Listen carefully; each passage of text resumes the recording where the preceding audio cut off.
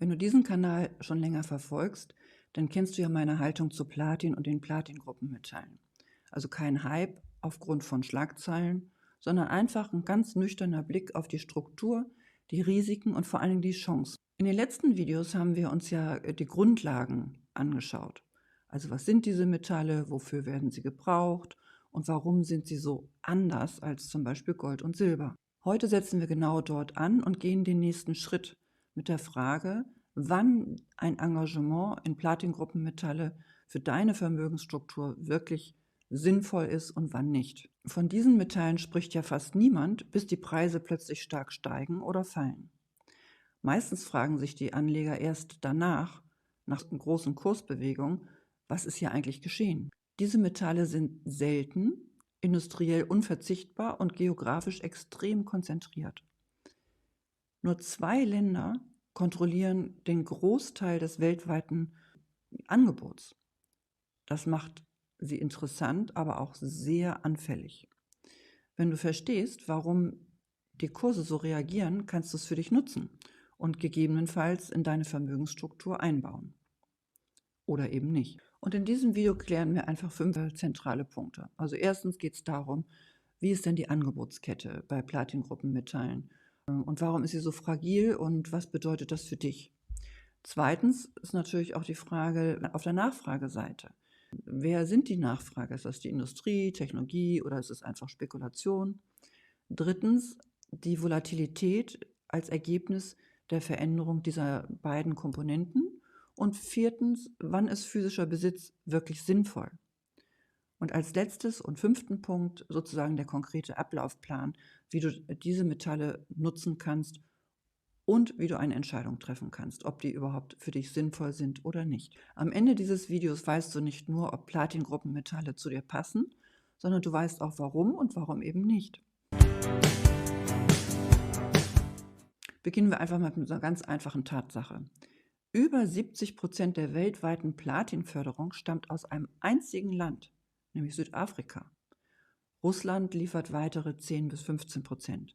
Dann kommen dazu noch Simbabwe, Kanada und die USA, aber die spielen alle eine ganz geringe Rolle. Das ist also keine Diversifikation, wir sprechen hier von starker Konzentration und Konzentration bedeutet immer Abhängigkeit. Wenn also zum Beispiel in Südafrika die Minenarbeiter streiken, bedeutet das sofort, dass die Preise steigen. Oder wenn über Russland Sanktionen verhängt werden, ist das auch ein starker Einfluss auf das Angebot. Das ist also kein theoretisches Risiko, sondern es ist einfach die Realität. Und das ist auch einer der Gründe dafür, warum Platingruppenmetalle sich so anders verhalten als zum Beispiel Gold. Gold wird ja in über 50 Ländern gefördert, Platin nicht. Und dazu kommt die Gewinnung, die ist sehr teuer und technisch extrem aufwendig.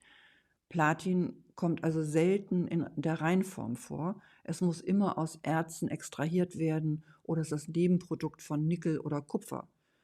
Das macht die Produktion so super träge, denn wenn die Nachfrage plötzlich steigt, kann das Angebot nicht im gleichen Maße mitziehen. Das führt zu einem Effekt, den du unbedingt kennen solltest, denn kleine Märkte bedeuten häufig auch große Bewegungen.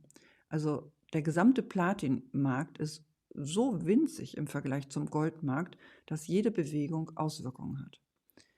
Weniger Liquidität bedeutet ja, dass jede Verschiebung auf dem Markt viel stärker durchschlägt. Für dich als Anleger bedeutet das, du investierst nicht in ein stabiles, breit gefördertes Metall, sondern in ein Metall, dessen Angebot von wenigen Akteuren abhängt und damit auch von deren Stabilität. Betrachten wir die andere Seite der Medaille, sozusagen die Nachfrageseite. Gold wird ja zum Beispiel gekauft, weil es Vertrauen symbolisiert, also unter anderem. Platin wird aber gekauft, weil es gebraucht wird. Rund 40% der Platin-Nachfrage stammt aus der Automobilindustrie. Also sowas wie Katalysatoren, Abgasreinigung, Emissionsreduktion sind Faktoren. Weitere 30% gehen in die Schmuckindustrie, vor allem nach China.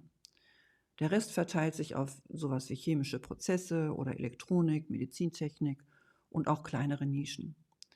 Platin ist also kein monetäres Metall, es ist ein Industriemetall mit Edelmetallcharakter. Und das heißt, es hat Konsequenzen, wenn sich da was bewegt. Zum Beispiel, wenn die Automobilindustrie auf Elektromobilität umstellt, sinkt die Nachfrage nach Platin, weil Elektroautos brauchen keine Katalysatoren. Andererseits, wenn Palladium knapp wird, steigt die Nachfrage nach Platin, weil diese beiden Metalle gut ausgetauscht werden können. Oder aber, wenn in China die Schmucknachfrage gedrosselt wird, fällt der Preis. Also du siehst, die Nachfrage ist funktional. Sie folgt einer Verwendungslogik. Das ist zum Beispiel auch der Grund, warum Platin 2008 für über $2000 pro Unze gehandelt wurde und danach deutlich über lange Zeit eingebrochen ist. Für dich heißt das, wenn du Platin kaufst, kaufst du keine Krisenabsicherung. Du kaufst eine Wette auf die industrielle Entwicklung. Das kann total sinnvoll sein, aber es sollte ein anderes Motiv dahinter stecken, als du es hättest, wenn du Gold kaufen würdest. Falls dir dieser strukturierte Ansatz hilft und du generell nach Klarheit suchst, dann schau dir bitte die Beschreibung unter diesem Video an. Dort findest du den Link zu einem exklusiven Video, das du nur über diesen Zugang erreichen kannst. Schau es dir an, wenn du einfach tiefer einsteigen möchtest. Es ist optional, aber sehr wertvoll. Aber kehren wir nun zu unserem eigentlichen Thema Platin zurück. Viele Anleger sagen ja, Platin ist mir zu volatil, das ist mir zu riskant, ich verstehe das nicht. Aber man kann es ja auch anders sehen. Volatilität ist ja das Ergebnis dessen, dass wir uns auf einem sehr kleinen Markt mit konzentriertem Angebot und ganz spezifischer Nachfrage befinden. Wenn du das verstehst und Volatilität lesbar machst sozusagen für dich, ist es kein Zeichen von Chaos, es ist ein Signal, das du sogar für dich super nutzen kannst. Volatilität ist ein Signal dafür, dass sich etwas verändert hat, entweder im Angebot oder in der Nachfrage oder in der politischen Lage. Zum Beispiel einmal angenommen, wir könnten ja sagen, in Südafrika kommt es zu einem längeren Streik der Minenarbeiter. Das bedeutet ja, das Angebot sinkt und dann würde der Preis steigen. Nicht, weil die Anleger panisch kaufen, sondern einfach, weil weniger Metall auf dem Markt verfügbar ist. Oder angenommen, die Automobilindustrie kündigt an, verstärkt auf Wasserstoff, Brennstoffzellen auszusetzen. Platin wird dann dort als Katalysator gebraucht. Die Nachfrage steigt und Platin zieht im Preis an. Das sind keine irrationalen Preisbewegungen, das ist logische Reaktion auf sich verändernde Märkte. Die Frage ist also, kannst du mit dieser Volatilität umgehen, im besten Falle sogar für dich nutzen und passt Platin als Anlagemetall zu deiner Strategie? Zum Beispiel, wenn du Stabilität suchst, dann ist Platin nicht die richtige Wahl.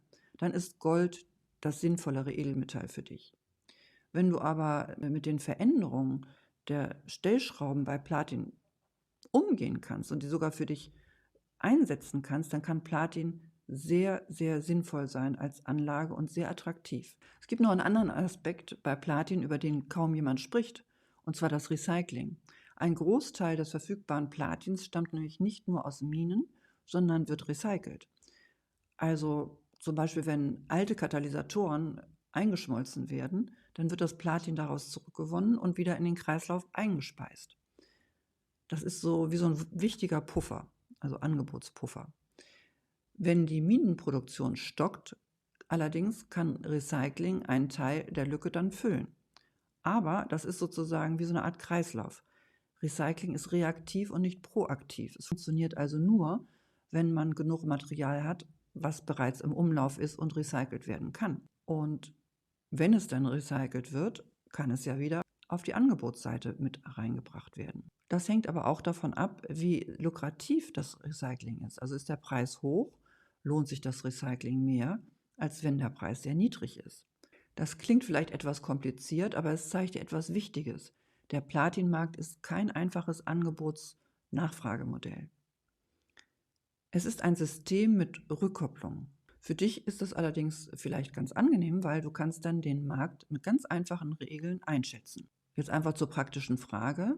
Wenn du dich für Platin entscheidest, in welcher Form hältst du es denn? Es gibt zwei Wege, papierbasiert oder physisch. Papierbasiert bedeutet sowas wie ETFs, Zertifikate, Futures, alle Formen von Derivaten.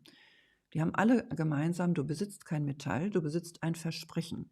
Das kann funktionieren, aber du begibst dich immer in die Abhängigkeit des Emittenten, also von demjenigen, von dem du das Zertifikat erhältst. Seine Bilanzen werden auf einmal wichtig und du kaufst eine Art der Nachbildung des Originals, also ein Konstrukt. Das ist ganz anders, wenn du physisches Platin erwirbst, also Barren und Münzen in echtem Metall. Du besitzt dann Substanz und du bist unabhängig. Also die Emittentenrisiken hast du damit eliminiert.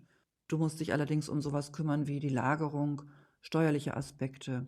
Aber wichtig ist, nur in dem Fall bist du auch wirklich Eigentümer.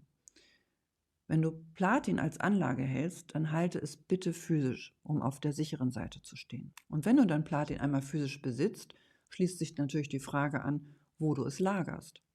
Du könntest es im Zollfreilager lagern, da sparst du dir die Mehrwertsteuer beim Kauf. Es sollte natürlich versichert sein, zugänglich, und schau dir solche Dinge an wie, ist der Zugriff geregelt, also wie kannst du da zugreifen, kannst du jederzeit deine Metalle verkaufen, wie lange dauert der Verkaufsprozess, an wen verkaufst du und solche Dinge. Alternativ kannst du selbstverständlich die Metalle auch bei dir zu Hause lagern oder irgendwo in deinem Zugriff. Jetzt gebe ich dir einen konkreten Ablauf, dem du folgen könntest. Also Schritt 1 wäre dann, definiere, wofür du Platin erwerben möchtest. Also als Investitionsfundament ist es nicht geeignet. Wenn du ein Fundament mit Stabilität brauchst, dann nimm nicht Platin. Aber als Beimischung kann es hochinteressant sein. Oder du möchtest es möglicherweise im Sinne einer industriellen Wette kaufen. Vervollständige doch einfach den Satz, ich halte Platin, weil, und das kannst du mir dann in die Kommentare schreiben. Das fände ich sehr interessant, warum du Platin jetzt für dich halten möchtest. Generell kann man sagen, wenn du diesen Satz für dich noch nicht vervollständigen kannst, dann solltest du nochmal recherchieren und nochmal überlegen, ob Platin das Richtige für dich ist, weil dann hast du noch keine Strategie gefunden. Im zweiten Schritt solltest du deine Toleranz für Volatilität prüfen. Also nicht theoretisch, sondern richtig praktisch. Kannst du mit einem Minus von, sagen wir, 20% leben, ohne zu verkaufen? Oder umgekehrt, kannst du einen Plus von 30% aushalten, ohne direkt gierig zu werden? Wenn deine Antwort da Nein ist, dann überleg dir lieber zweimal, ob Platin das Richtige für dich ist. Im Zweifel lass es einfach lieber.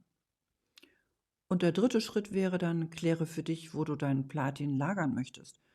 Also da könnten solche Aspekte eine Rolle spielen wie Mehrwertsteuerfreiheit, wie ist der Zugriff, was kostet die Lagerung und so weiter. Was ich immer ganz wichtig finde, das wäre jetzt der vierte Schritt, ist dein Ausstiegsszenario. Also wann möchtest du aussteigen? Wenn der Preis eine bestimmte Marke erreicht hat oder wenn die industrielle Nachfrage sich um so und so viel Prozent verändert hat. Also leg das vorher fest. Ohne festgelegtes Ausstiegsszenario hast du keine Kontrolle und folgst auch keiner Strategie.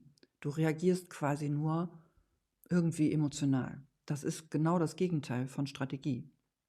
Fünftens kannst du ja jetzt dann, wenn du das alles für dich geregelt hast, eine Entscheidung fällen. Und zwar ja oder nein. Also nicht vielleicht. Passt Platin in dein Portfolio, ja oder nein? Erst jetzt hast du Klarheit gewonnen. Und bevor wir jetzt zum Schluss kommen, möchte ich dir auch noch 3 Dinge erwähnen, die du unbedingt vermeiden solltest. Also erstens, wenn du Platin kaufst, weil es selten ist, dann reicht das als Kriterium nicht aus. Seltenheit ohne Nachfrage ist wertlos. Zweitens, wenn du Platin nur kaufst, weil es gerade günstig im Vergleich zu Gold ist das auch kein wirklicher Bewertungsmaßstab. Platin und Gold folgen ja völlig unterschiedlichen Logiken.